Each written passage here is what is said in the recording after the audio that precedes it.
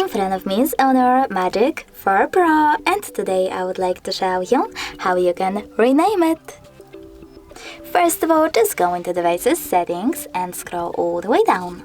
Now you need to click on About Phone section and choose device name. After that, just type in wherever you wish to. I will go with Klaus.